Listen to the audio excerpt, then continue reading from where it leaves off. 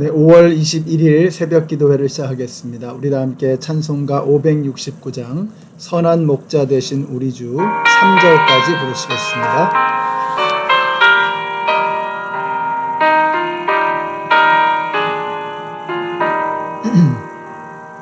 선한 목자 되신 우리 주 항상 인도하시고 푸른 풀밭 좋은 곳에서 우리 먹여주소서. 선한 목자 구세주여 항상 인도하소서. 선한 목자 구세주여 항상 인도하소서. 양의 문이 되신 예수여 우리 영접하시고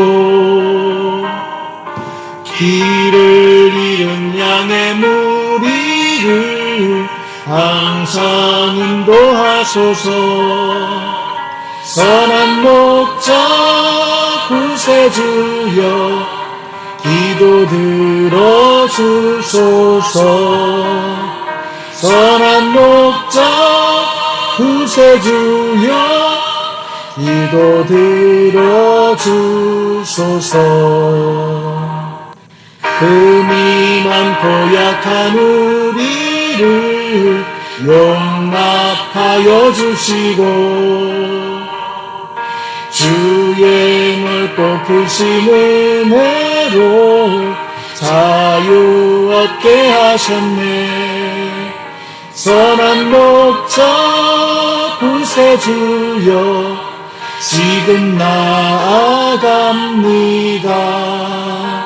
선한 목자 구세주여 지금 나아갑니다. 아멘. 오늘 우리에게 주시는 하나님의 말씀은 출애굽기 8장의 말씀입니다. 네, 그 중에서 몇 개의 절을 읽도록 하겠습니다. 먼저 5절과 6절의 말씀입니다.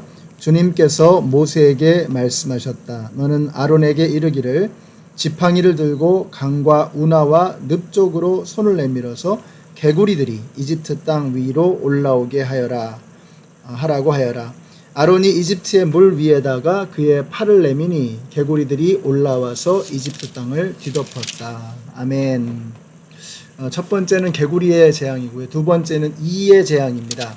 17절을 보겠습니다. 그들이 그대로 하였다. 아론이 지팡이를 잡고서 팔을 내밀어 땅에 먼지를 치니 먼지가 이로 변하여 사람과 짐승들에게 이가 생겼다.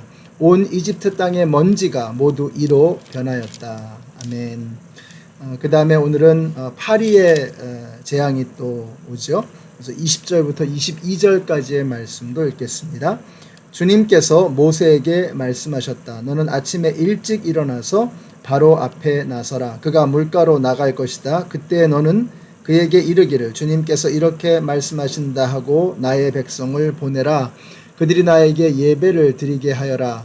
내가 나의 백성을 보내지 않으면 나는 너와 너의 신하들과 백성들과 너의 궁궐에 파리를 보내서 이집트 사람의 집집마다 파리가 들끓게 하고 땅도 파리가 뒤덮게 하겠다. 그러나 그날에 나는 나의 백성이 사는 고센 땅에는 재앙을 보내지 않아서 그곳에는 파리가 없게 하겠다. 내가 이렇게 하는 까닭은 나 주가 이 땅에 있음을 내가 알게 하려는 것이다.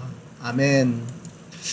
네, 오늘 10가지 재앙을 다루는 과정 속에서 우리가 주목해야 할 것이 모세가 참으로 조심스럽게 하나님의 뜻을 묻고 또 그 말씀대로 따라가고 있다라는 사실입니다.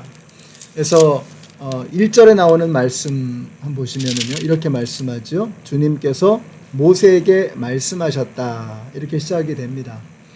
여러분, 하나님의 권능의 역사는 아무에게나 일어나는 것이 아닙니다. 하나님의 뜻을 찾으려고 애쓰는 사람에게 하나님의 역사는 나타나게 되는 것입니다. 하나님의 뜻은 반드시 이루어집니다. 그러나 하나님의 뜻에 반하는 것은 반드시 실패하는 것입니다.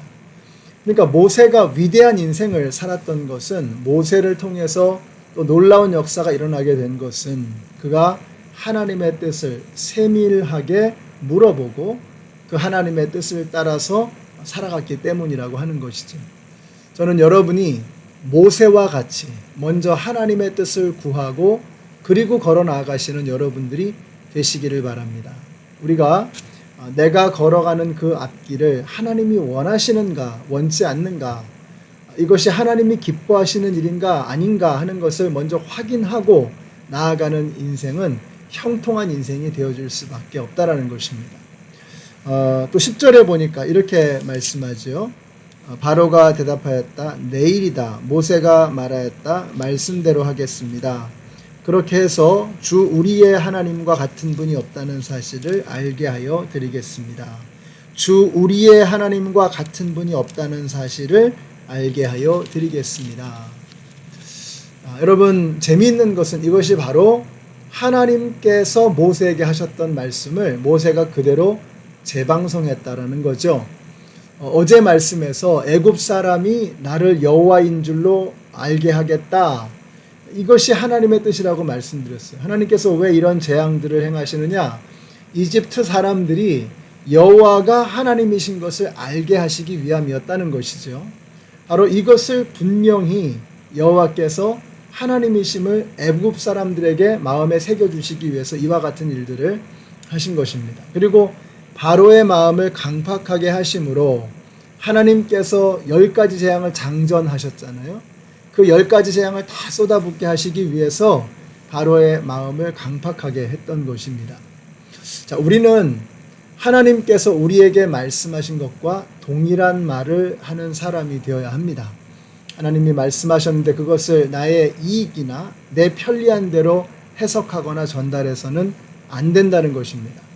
하나님이 하신 말씀 그대로 이럴 때 힘이 있는 것입니다. 우리가 내 마음대로 조작하는 것이 아니라 하나님이 말씀하신 그대로 전달할 때 거기에 힘이 있는 것입니다. 교회가 어떤 생각을 품어야 하는가? 하나님이 생각하신 것을 생각하는 것입니다. 교회가 어떤 일을 해야 되느냐?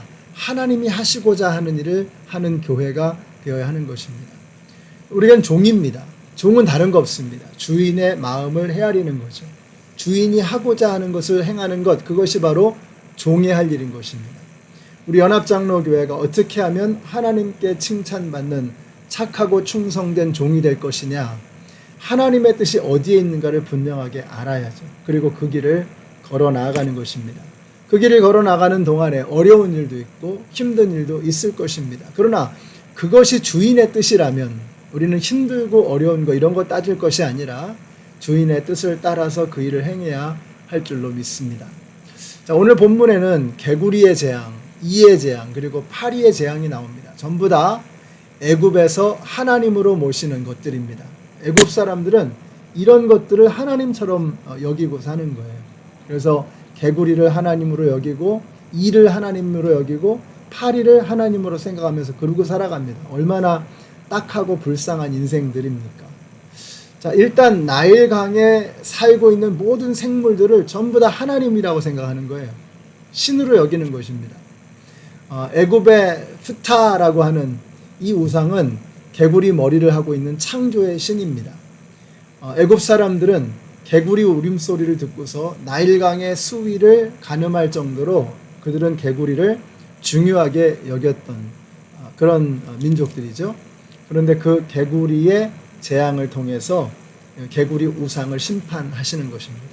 내가 하나님이라는 거죠. 개구리가 아니고 여호와가 하나님이시다라고 하는 것을 보여주셨던 것입니다. 그 다음에 나오는 재앙은 이의 재앙이죠. 먼지가 이로 변하게 하는 그런 재앙이었습니다. 이 얼마나 끔찍한 재앙입니까? 생각해 보세요. 이라는 게 좋은 것이라도 이 정도면 재앙인데, 근데 티끌 같은 해충, 이 이를 온 이집트 땅에 그득하게 채우시니 이집트가 신처럼 모시는 이 이가 자기 자신들을 괴롭히는 그런 모양새가 된 것입니다. 그 다음에 나오는 것이 이제 파리의 재앙이죠. 여기에 보면 중요한 사실이 하나 언급이 되어 있습니다. 22절에 보니까 이스라엘이 사는 고센 땅을 따로 구별해서 그 땅만큼은 파리의 재앙이 미치지 못하도록 하신 거예요. 참 신기한 일이죠. 파리라는 놈이 생각이 없잖아요. 그냥 생각 없이 다니는 거 아니겠습니까? 네, 하나님께서 고센 땅에 모기장을 딱 치셔가지고 거기에는 파리가 가지 못하도록 딱 막아 버리시는 것입니다. 이스라엘 사람들이 이때 얼마나 감격하고 자랑스러웠을까, 이런 생각이 듭니다. 하나님께서 우리 땅은 보호하시는구나. 사랑하는 연합장로교회 성도 여러분, 오늘 하나님께서 고센 땅을 보호하신 것처럼 우리 하나님의 백성들, 당신의 자녀들을 이렇게 보호하고 계시고 우리를 인도하여 주실 줄로 믿습니다. 우리가 부른 찬양처럼 정말 하나님께서 우리를 푸른 초장으로 쉴만한 물가로 방초동산으로 이끄시는 그 하나님의 손길을 경험하시는 오늘 하루가 되시기를 우리 예수님의 이름으로 축원합니다. 기도하겠습니다. 하나님 감사합니다. 오늘 말씀을 통해서 이집트 땅에 내리신 그 재앙들을 통해서 하나님의 크고 위대하심을, 여호와께서 진정한 하나님이심을 다시 한번 보게 하시니 감사합니다. 하나님께서 이스라엘 백성들을 보호하셨던 것처럼 우리가 이 재난과 같은 이 상황 속에서도 하나님의 인도하심과 보호하심을 경험하는 오늘 하루가 되게 하여 주시옵소서. 예수님의 이름으로 기도드렸습니다. 아멘. 네, 사랑하는 성도 여러분, 오늘도 우리를 지키시고 보호하시는 하나님의 손길이 여러분과 함께 하십니다. 그 하나님을 경험하시는 복된 하루가 되시기를 축복합니다.